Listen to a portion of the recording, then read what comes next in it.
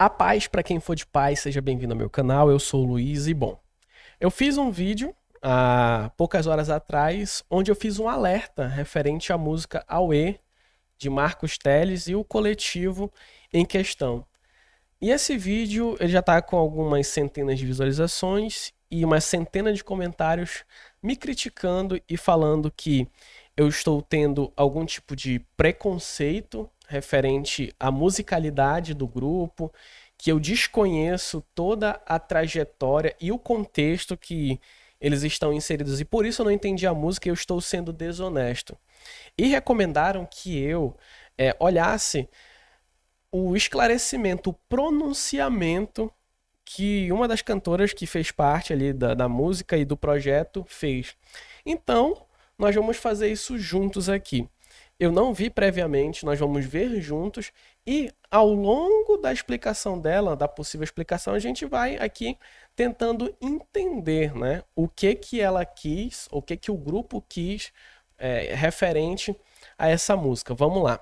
Lembrando, pessoal, isso não é um ataque, pessoal. Eu não estou aqui para atacar o fulano A, B, C ou D. Mas eu preciso deixar claro para você. Isso não é música cristã. Isso não pode ser considerado louvor a Deus. Isso não pode ser considerado adoração. E ponto. Como manifestação cultural, eles podem tocar o ritmo que eles quiserem, eles podem colocar os simbolismos e aquilo que eles acreditam ser o melhor. Porém, num contexto cristão bíblico, não é. Mas vamos ver o que ela falou aqui para que a gente possa talvez chegar numa conclusão. E se eu estiver errado de alguma forma, eu vou aqui ter a hombridade de falar, eu errei. Mas vamos ver aqui, eu preciso entender o contexto. Viram o Aue nos comentários do recorte que Ana Heloísa postou? O burburinho foi tão grande que ela decidiu falar. Antes de prosseguir, eu queria só deixar já avisado que é um vídeo bem longo, são 17 minutos, eu vou tentar pausar o menos possível e para isso eu vou acelerar a velocidade do vídeo, tá? Eu acredito que isso não vai interferir no nosso entendimento. Eu vou acelerar um pouco para que a gente consiga ouvir e eu possa pontuar alguma coisa.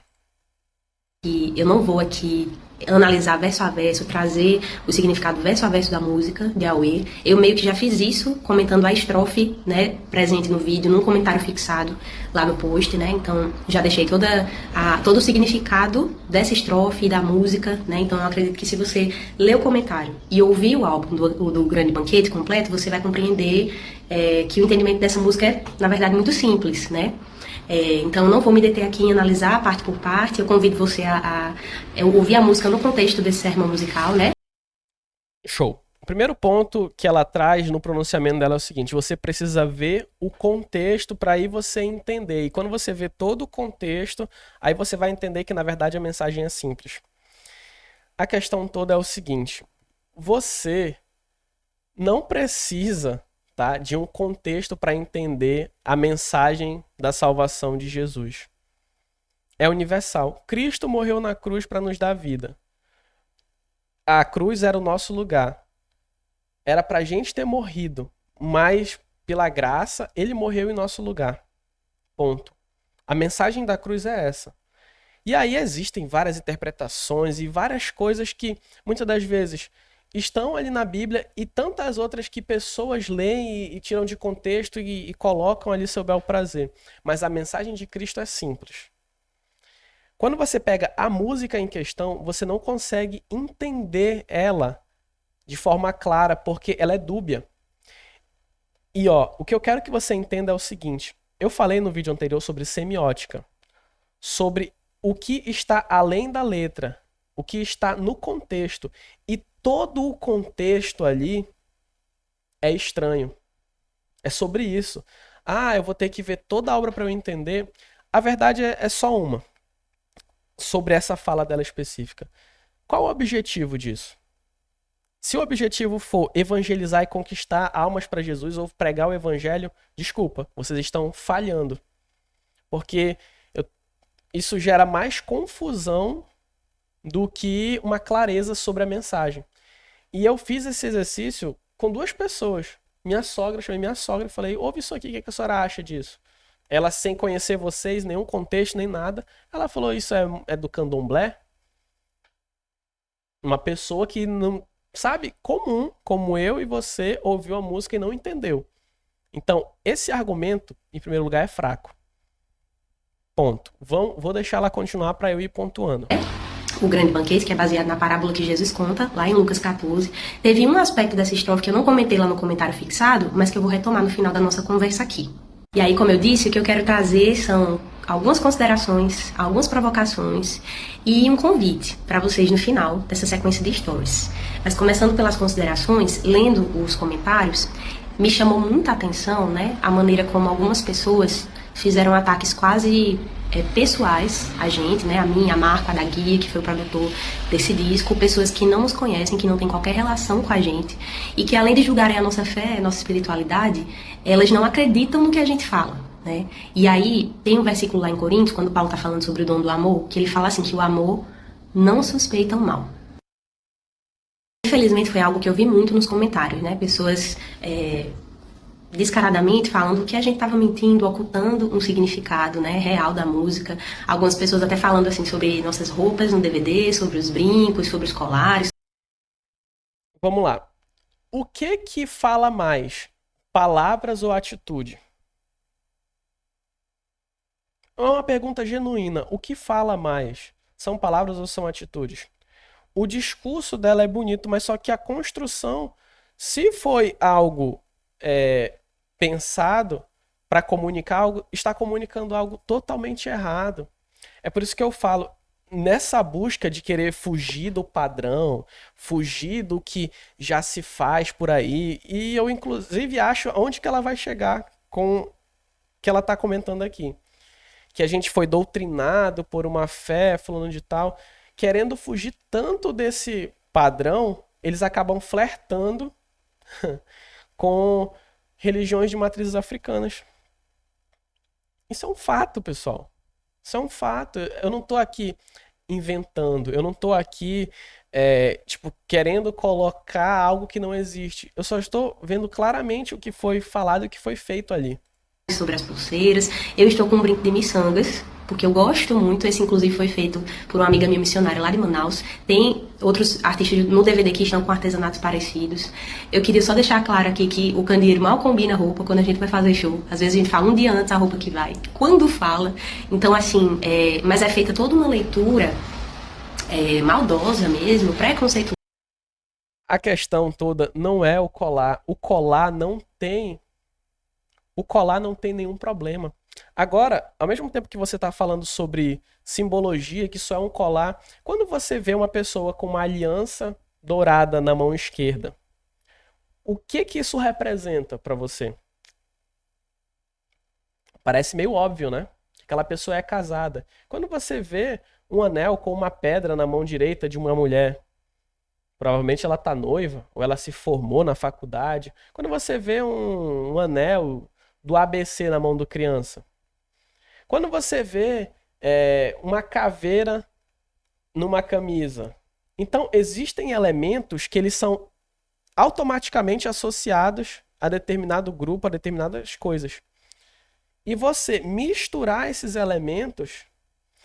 Te dou outro exemplo aqui. Você sabe que é o kippah, né? Que é aquela boinazinha que os judeus usam. Se eu, como cristão, entro numa igreja evangélica com um kippah daquele ali, porque eu acho bacana, eu acho bacana aquilo, eu acho interessante. Que mensagem que eu estou passando? O judeu nem acredita que Jesus é o Filho de Deus. Aí, ó, aproveitando, eu vou pesquisar aqui, ó. Guia Umbanda. Imagens. Pescoço, vou botar pescoço.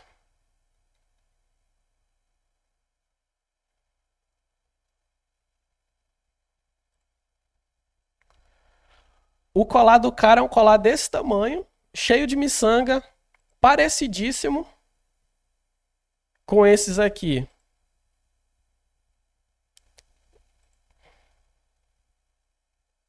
O problema tá na miçanga, tá no colar? De maneira nenhuma, mas tá no significado que foi introduzido a ele. Tá? Então, novamente, sabe, não é algo claro que ela deixa aqui, eu ganhei de presente, é só um colar. Poxa, vamos lá. Presunçosa sobre a gente com base nesses e outros elementos. Então, isso me assustou muito. Eu entendo que o pano de fundo desse incômodo, né, que algumas pessoas julgam ser um incômodo espiritual, né, é um incômodo que pode ter muito mais a ver com uma questão de paladar musical, paladar cultural, né, paladar teológico, se é que eu posso colocar assim. Então, sabe? Olha, nesse ponto eu posso até dizer que ela tá certa. Tem gente que gosta de samba. Eu particularmente não gosto.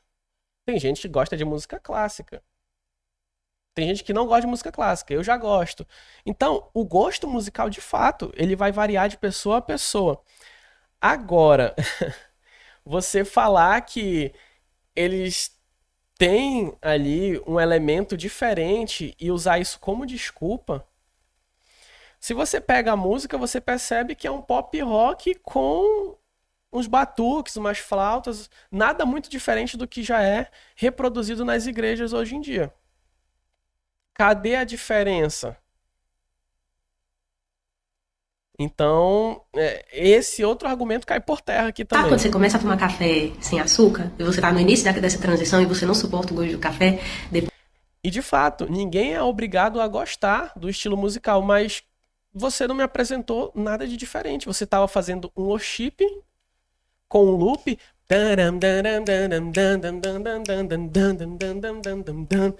O tempo sempre marcando, a batida sempre marcando na cabeça do tempo. E aqui eu sou músico, eu estou falando como um músico. Tantas músicas de worship aí seguem o mesmo padrão, esse padrão em loop. E é um pad, é tudo todo para criar uma atmosfera. Muitas das vezes as canções não tem nada a ver com Cristo, mas existe toda uma atmosfera por trás para te hipnotizar, para fazer você se emocionar. E eles fizeram a mesma coisa. Não diferencia em nada do que a gente já ouve por aí. Em nada. O que diferencia é se os elementos e o contexto todo que eles apresentaram. E teve algo que eu não apresentei no vídeo anteriormente, que eu vou ver aqui com você, sobre a Maria e o samba. Você vai já ver. Depois você vai se habituando, mas no início aquilo causa um estranhamento. Eu entendo que colocar novos sabores e cores na música cristã no Brasil causa esse incômodo. Nunca causou. Você percebe que pesquisando no YouTube, você vai ter pagode gospel, você vai ter rock, estilos musicais diferentes. O problema do cristão nunca foi um ritmo específico. Ainda que tenha gente que é religioso ao ponto de falar bem assim, ó, o rock é do demônio, o não sei do que é do capeta. Eu vou te falar, todos os ritmos foram criados para manifestação da glória de Jesus. Porém, todavia, entretanto, existem padrões de frequências, padrões rítmicos que são utilizados, aqui estou falando de neurociência aplicada à música, que são usados para hipnose, que são usadas para mudar o seu padrão de comportamento. A música, ela é tão poderosa que ela tem o poder de mudar um padrão de comportamento. Experimenta você fazer o seguinte, passa uma semana ouvindo música sobre sofrência, traição e todas essas coisas. Você vai ver que você vai se sentir triste mesmo sem motivo. Mas não é porque a música em si, mas é porque existe todo um padrão melódico e rítmico que te leva a isso. Então, essa história aqui, infelizmente, na minha visão, começa a ir por terra. Porque eles não apresentaram nada de diferente. Tem tantos artistas, Eli Soares, que reproduz um conceito que é diferente do que a gente está acostumado nas igrejas. Thales Roberto, tantos outros ritmos diferentes. E tá tudo bem, cada um ali faz a música do jeito que quiser. Só que o problema não é o ritmo. E ela sabe disso, o problema não é o ritmo. Porque nós estamos acostumados com um tipo de música das nossas igrejas que é muito diferente disso. E esse tipo de música, considerado música congregacional, música cristã, música para a igreja, tem um porquê. Quem me acompanha aqui há mais tempo sabe que eu sou envolvida com missões, é um assunto que eu estudo já há alguns anos, tenho uma vivência também em campo missionário mesmo. em campos diversos no Brasil. E quando você vai estudar sobre isso, ou você vai ter contato com pessoas, né, você percebe que a gente ainda sofre com uma herança de um modelo missionário que teve seus equívocos no nosso país. Então, resumidamente, quando muitos missionários, né, ali do Norte, América do Norte e Europa, vieram para o Brasil com a intenção de trazer, sim, o Evangelho, de pregar a palavra, de falar de Cristo, eles trouxeram, junto com essa mensagem, que é global, é para todos os povos, eles trouxeram um pacote cultural a ser reproduzido. Você já parou para... Cara, teve gente que me chamou de desonesto pelo vídeo que eu fiz.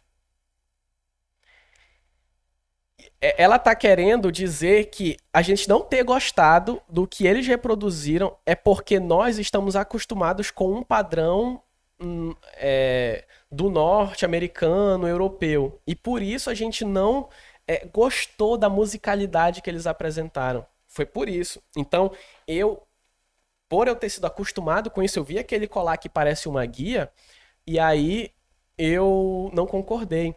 Eu vi ela todo de vermelho, com um batom vermelho muito forte, que traz uma simbologia, e eu não gostei por causa do padrão americano e europeu. Eles botaram um loop ali infinito, e um auê, o auê, o auê, batucada, e no final ainda, de ciranda, a ciranda da fé, a roda da fé. E o problema sou eu que fui colonizado pelos europeus. Sabe? Então, assim, com todo amor, eu tô falando isso aqui com temor e amor. Eu não tô aqui pra gerar uma briga, pra falar que eu estou certo e ela está errada. Mas, gente, pelo amor de Deus. Pelo amor de Deus. Foi de uma infelicidade gigantesca essa música. Foi, assim, toda a construção, cada pontinho dela, por mais que eu tenha a mente mais maldosa do mundo, por mais que tantas outras pessoas tenham a mente tão maldosa, sendo que não é, que a Bíblia diz que nós temos a mente de Cristo, como é que pode eu, maldoso ao ponto de, em cada elemento que eles trazem da música, desde o ritmo até as batidas, o auê, auê, auê, os colares, a vestimenta dela, a roda, a ciranda, só faltou a pipoca. E aí eu sou errado, eu sou desonesto pelo vídeo que eu fiz. Realmente. Para pensar, por que que um pastor de uma igreja, por exemplo, no sertão, aqui do Nordeste, né, uma região quente, seca, por que que um pastor de uma Assembleia de Deus no interior precisa usar um terno, precisa usar uma roupa social com um tecido quente, nada adequado para o seu clima, né? Você já parou para pensar por que que a gente usa determinados instrumentos, né, nos nossos cultos, né? Você já parou para pensar por que que o nosso culto tem a liturgia que tem, por exemplo? Olha o que ela tá falando. Eu realmente não entendo por que que as pessoas têm que se vestir ali de terno e gravata em algumas denominações, ou que uma mulher não pode usar calça. Mas aqui entra um ponto muito simples e nada teológico. Decência, ordem e decência. Você vai em muitas igrejas por aí que as mulheres estão com roupas extremamente coladas, estão com roupas curtas e decotadas.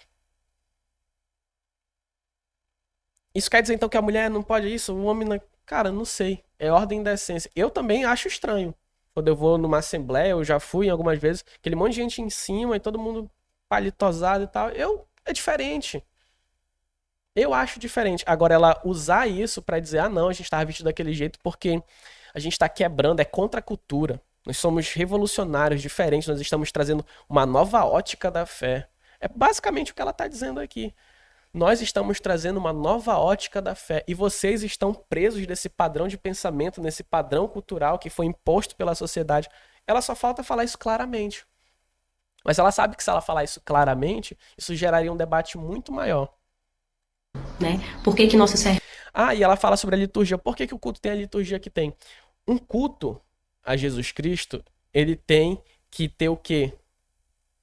Edificação do corpo de Cristo. Um culto precisa ter edificação do corpo de Cristo, arrependimento e salvação. Eu realmente ouvi a música, ouvi várias vezes e eu não vi uma mensagem de arrependimento e salvação. E aí eles trazem aquele elemento do homem pobre, que é o marginalizado, e você pega todo o contexto que ela explicou. Cara, por que ela não botou o nome do João do Luiz. Ela podia botar qualquer nome. Ela podia botar qualquer nome. O Zé entrou. Puxa vida. Aí quando você pega. Como é que funciona a macumba, a quimbanda, a ubanda, que são vertentes diferentes, mas você percebe que eles são um jogo de roda. Quando eles falam que a entidade entrou na roda, ela manifestou, ela entrou. Então, pô, que colocação perfeita, né? Vamos glorificar a Deus com essa nova forma da gente pensar, enxergar o evangelho. E a gente coloca Zé, que é o José, que é o marginalizado que entrou na roda. Aí depois a gente coloca a Maria como alguém que sambou e o seu vestido rodou e apareceu alguma... Cara, pelo amor de Deus.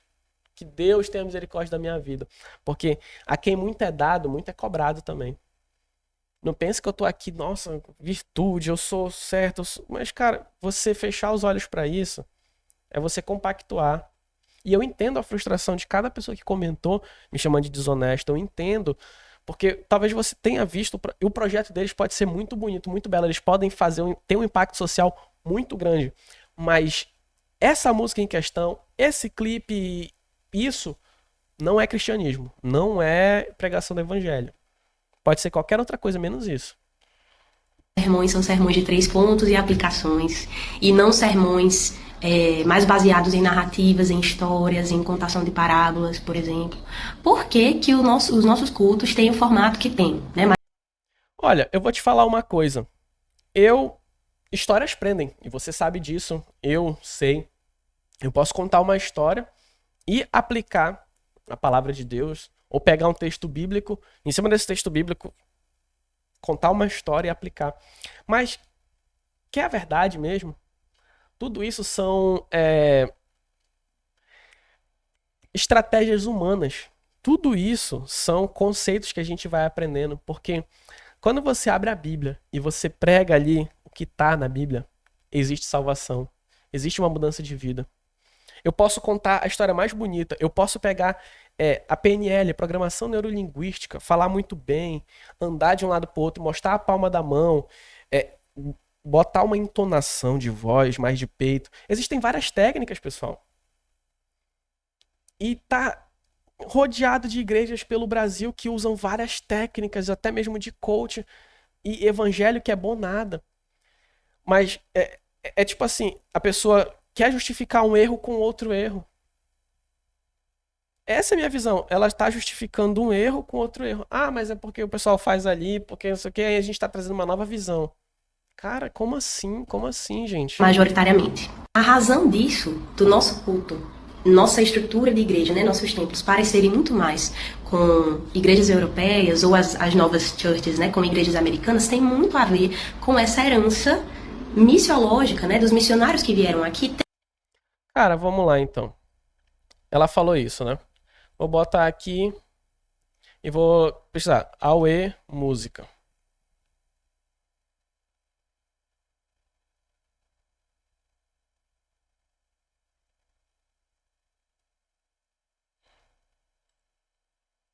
Aue, fé, no quê?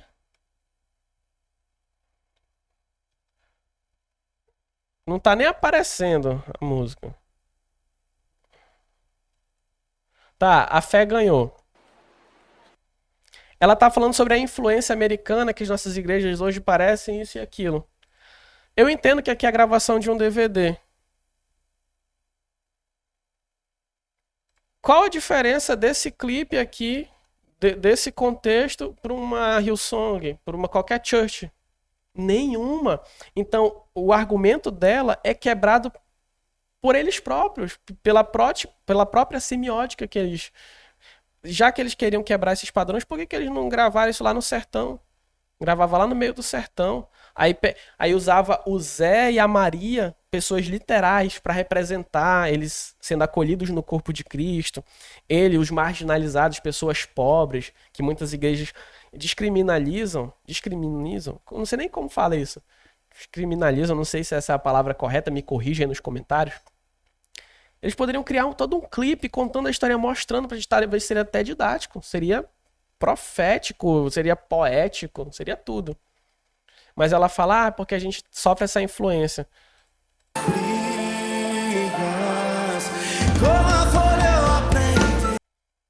Só tu ouvir um pad contínuo, uma estrutura musical, sabe? Então, poxa, será que eu sou desonesto? Será que eu realmente estou querendo hype? Será que eu estou agindo de má fé com eles?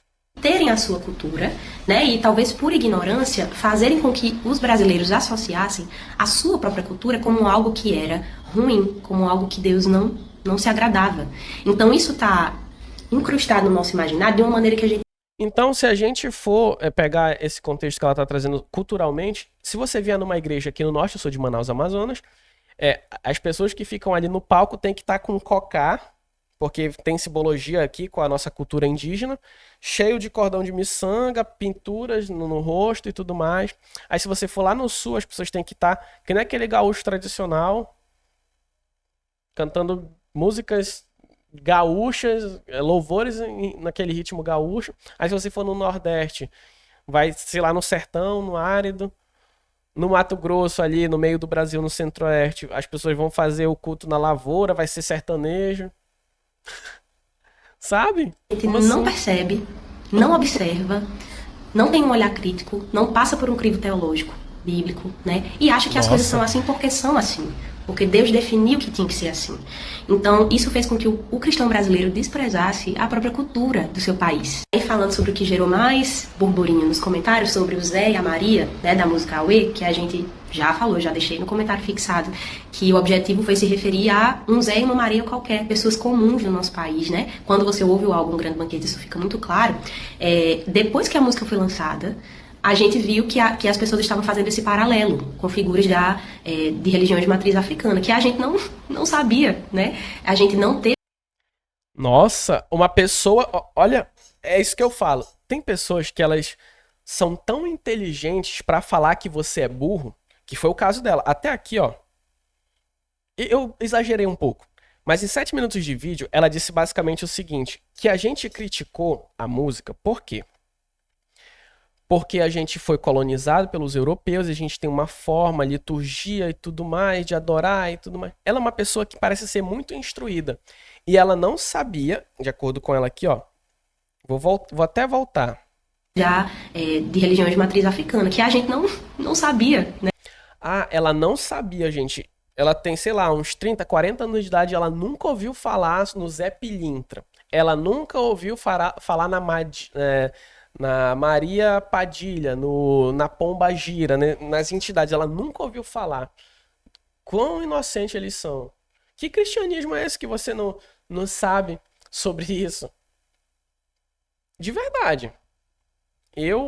Me assusta esse comentário dela, porque ele chega a ser de uma ingenuidade tão absurda que, tipo assim, às vezes eu duvido da minha própria capacidade de ligar os pontos e pensar. A gente não sabia, gente. Puxa vida. A gente não sabe. Eu vou até printar essa parte aqui pra ser a capa do vídeo. A gente não sabia. Não foi essa a nossa intenção. Né? A gente não teve a intenção de fazer esse paralelo, foi uma informação que veio realmente depois que a música repercutiu, quando eu fui chamada para gravar, né? Quando o Marco me chamou, que eu ouvi essa estrofe, eu não pensei nisso, mas teve um comentário que falou assim, que nós precisávamos nos arrepender por termos nos referido a personagens de outra religião. E aí eu pergunto, se tivesse sido essa a intenção, né? Que não foi, mas se tivesse sido essa, de buscar criar uma ponte com pessoas que creem dessa forma, né? Para dialogar com elas sobre o evangelho, se fosse isso, nós precisaríamos nos arrepender? Então, Paulo, lá em Atos 17, no Areópago, ele também precisaria se arrepender, porque ele evangeliza os gregos citando um poema, né, que tem referência a Zeus como o criador. Paulo pega exatamente esse poema, essa narrativa, e aplica para evangelizar os gregos, usando outra divindade, uma divindade pagã, que nada tinha a ver com o Deus cristão, que nada tinha a ver com Jesus. Então Paulo também precisaria se arrepender quando ele fez esses movimentos, né, de pegar...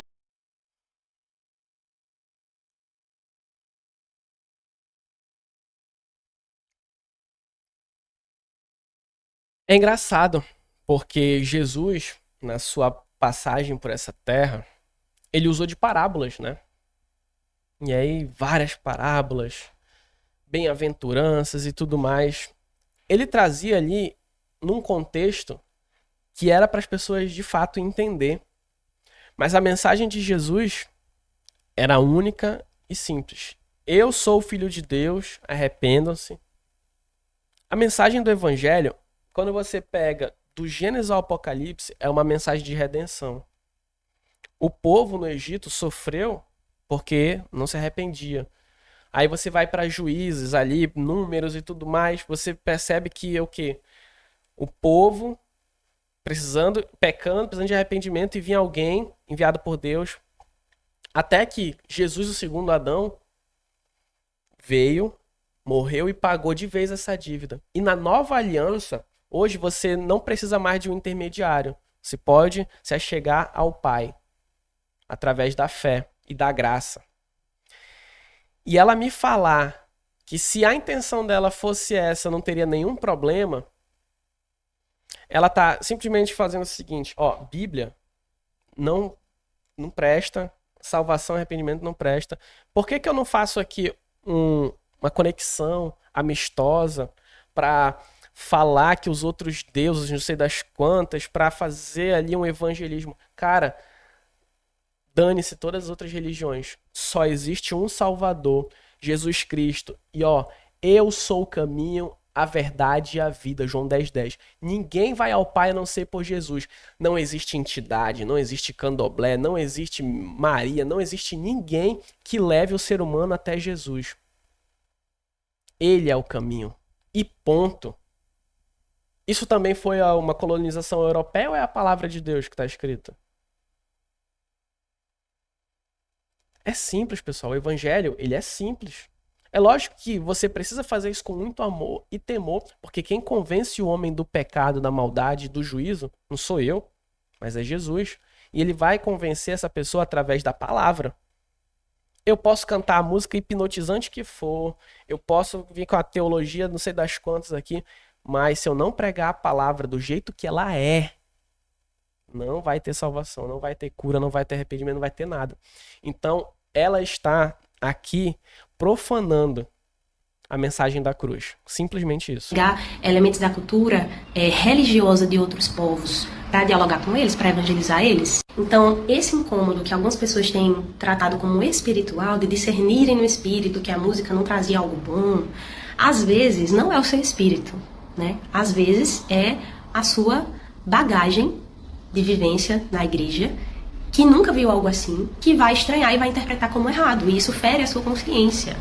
E isso pode acontecer, né? Mas, ao mesmo tempo que você pode ter a liberdade de, se você não gostou, não consumir, se ferir sua consciência, ok, mas julgar a fé do outro e também não querer caminhar para um entendimento mais maduro sobre o porquê podem existir músicas cristãs diferentes, né, no nosso meio, é uma forma de você não caminhar adiante na sua fé. Então, assim, eu acho que muita...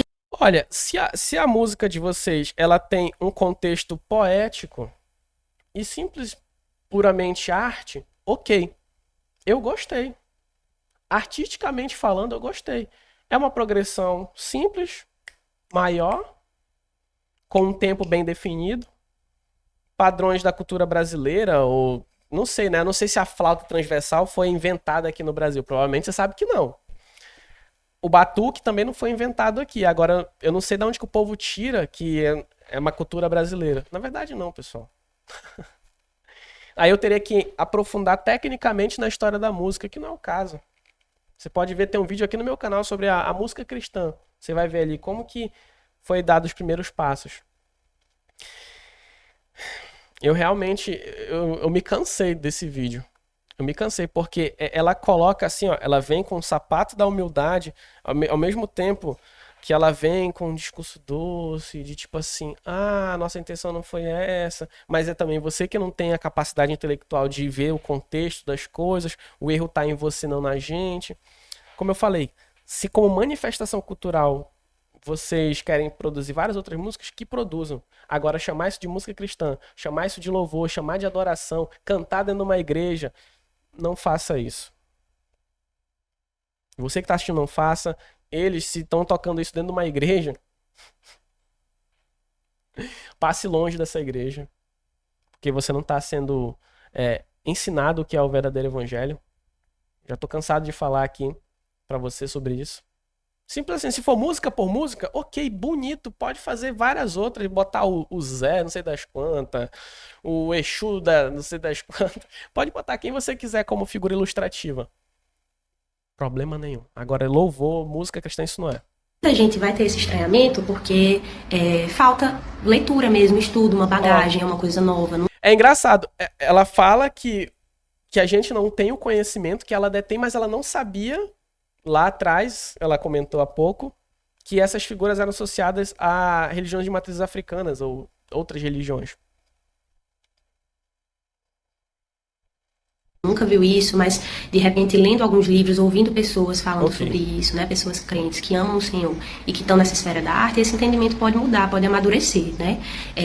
Quando a pessoa está numa convicção assim de que o que ela acredita é verdade, então de que nós estamos espalhando mensagens subliminares nas músicas, se a pessoa está nesse lugar, é difícil acontecer essa conversa, né? Mas se você chegou aqui e está no lugar de, nossa, isso é diferente, eu não entendi direito, mas eu quero entender, fica até o final dessa conversa que vai para a parte dos convites que eu quero fazer para vocês. Boa. Mas agora eu queria, né? para ir caminhando para o final, fazer algumas provocações, algumas Vamos perguntas. Lá. Muito da discussão, né, nos comentários girou em torno dessa aparente semelhança com elementos de religiões afro-brasileiras, né? E aí, as perguntas que eu me fiz, né, e que eu queria jogar aqui para vocês é o seguinte. Qual? Por que a gente sacraliza alguns instrumentos e não outros?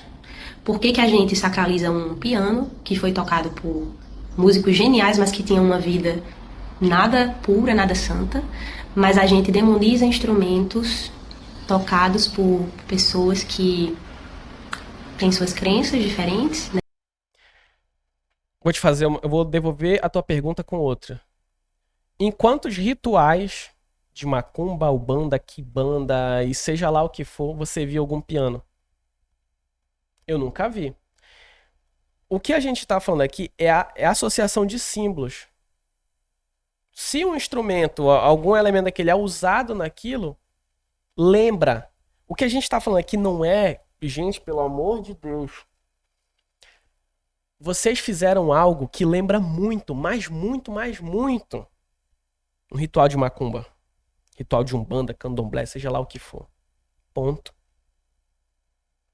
Novamente ela querendo trazer uma discussão binária. Por que vocês demonizam o batuque e romantizam o piano? Não, só é um instrumento. Mas a frequência que é produzida através daquele instrumento e a intenção que há por trás, aquilo de fato é o que importa. Porque eu posso aqui tocar meu batuque cantando um louvor a Jesus Cristo, glorificando o nome dele. Mas eu também posso bater o batuque em determinado ritmo, em determinada frequência, que invoca espíritos.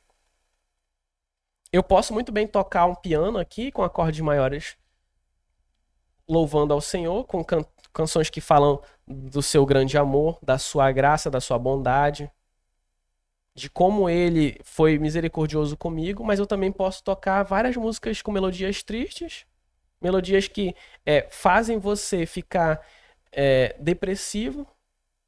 Você entende que não é um instrumento em si, mas a intenção? Para com isso. Para com isso. Ninguém está demonizando o instrumento XYZ. É a intenção. É o que parece ser. Né? Mas que tem uma cor de pele específica, né? Então a cor que ela mostrou é a cor da pele. Essa música toca o dedo na ferida do racismo. Se alguma pessoa que tem essas crenças chegar na sua igreja, como é que ela vai ser recebida? Se você trabalhar com alguém aí no meio da sua profissão, se tiver na sua equipe de trabalho alguém que tem outra fé, né? E fé dentro desse espectro dessas religiões, né? De matriz afro, como é que você vai se relacionar com ela? Como é que você vai falar de... Normalmente, como eu socializo com qualquer outra pessoa. O maior testemunho de um cristão é uma vida íntegra, reta e correta diante de Jesus. O meu sim é sim. Você vai fazer, eu vou fazer. Eu peguei emprestado, eu pago. Eu vou errar, eu vou errar. Eu vou bater o pé aqui na mesa e talvez chamar um palavrão. Acontece. Perdão, Senhor. Me perdoa, Jesus, pela essa palavra torpe da minha boca. Eu vou olhar para a mulher do próximo e desejar? Provavelmente isso pode acontecer. Me perdoa, Senhor, pelo meu olhar impuro. É atitude. É você ser, correto diante de Jesus. Agora eu não vou descriminalizar, não vou falar, tá errado, vai lá bater tambor pro demônio. Não, eu vou orar pela vida dela. Porque a palavra é clara. Eu sou o caminho, a verdade e a vida. Ninguém vai ao Pai se não for por Jesus. Então essas pessoas que estão em outras religiões, em outros aspectos, elas estão buscando em coisas externas aquilo que elas só podem encontrar em Jesus. Não é sobre religião. Eu nunca falei em nenhum vídeo que você vai ser salvo porque você é da Igreja Assembleia. Eu nunca falei que você vai ser salvo porque você é da Batista, YZA. Não. Você é salvo pela fé e pela graça mediante. Você é salvo pela fé, pela graça mediante a fé. Isso não é de vocês. Efésios fala sobre isso. Isso não é dom meu. Isso é dom gratuito de Jesus. Não por obras, para que ninguém se vanglorie. Ninguém é salvo por obras, mas é pela fé. Então é simples, pessoal. Racismo. Cara, então, graças a Deus que eu sou preto. Ou vai ter algum fiscal aqui de cor falando que eu não sou preto. Se for por causa disso, eu tenho um lugar de fala, né? Sou preto, indígena, com traços indígenas aqui, né? Do norte do Brasil. Periférico. Então, se tem alguém que pode criticar aqui, sou eu, que tem lugar de fala, né? Que as pessoas falam hoje em dia, então eu tenho lugar de fala. Jesus para ela. Qual é o olhar que você vai ter sobre ela? Como é que você enxerga essa pessoa? Você consegue ver a imagem de Deus nela? Apesar das diferenças que vocês vão ter, né? Olhar para o outro e ver a face de Deus não é sobre concordar, não é sobre crer da mesma maneira, não é sobre deixar de pregar o evangelho, mas é sobre ver no outro a face do Deus que... Todos pecaram e foram destituídos da glória de Deus. Então não tem como eu ver a face de Deus em alguém que não caminha com ele, que não segue a sua palavra e principalmente não tem as atitudes que Jesus teria. Jesus ele andou com pecadores, publicanos, comeu na casa do ladrão, andou com todo tipo de gente. Porém, todavia, entretanto, em nenhum momento ele reproduziu o comportamento dessas pessoas. Olha que coisa louca, viu? Pensa comigo. Jesus foi lá com Zaqueu. Zaqueu era o maior picareta 71 que existia naquela época. Jesus foi lá, comeu na casa dele. E houve uma salvação, uma transformação, porque Zaqueu viu em Jesus uma diferença. Era literalmente o eterno, o divino ali na frente dele. Então, meu amigo, o que vai fazer as pessoas serem evangelizadas, elas serem salvas, é a sua atitude, é o seu dia a dia. É a palavra pregada no dia a dia. Vivida na prática. Eu posso chegar e abrir minha Bíblia e falar, Jesus te ama, não sei o quê, e por trás ficar fazendo negócios fraudulentos com as pessoas, tirando proveito, vantagem. Que evangelho é esse, hein? Que cristão é esse? Abre a boca para dar glória a Deus e bate na mulher. Não pega as coisas, não devolve, rouba, se aproveita. Cara, você entende do que eu tô falando?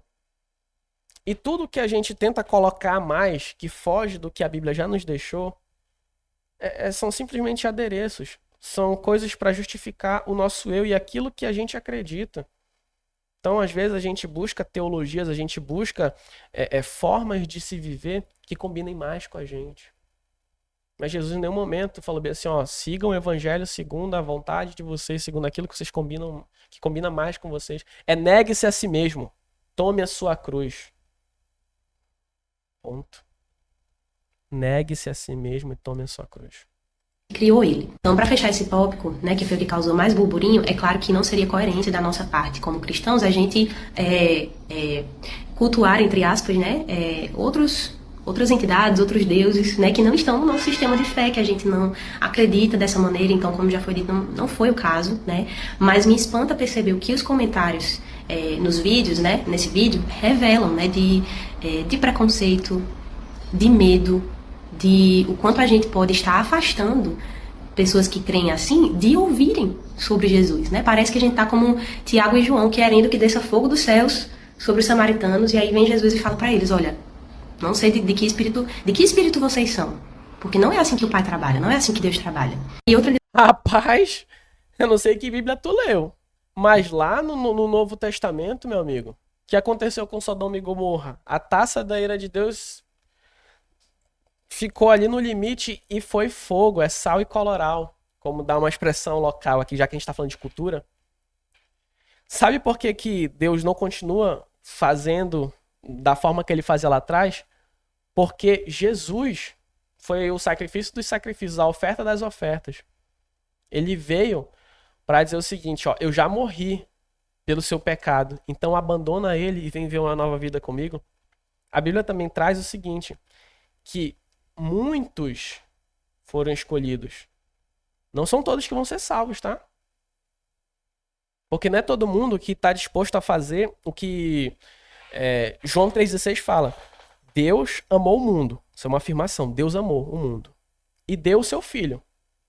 Deus amou o mundo e a forma dele amar o mundo foi dando o seu filho. Para que todo aquele que nele crê, quem crê, eu e você, crê em quem? Em Jesus, não morra. Você não vai morrer mais. Porque você crê em Jesus. Você vai ter a vida eterna.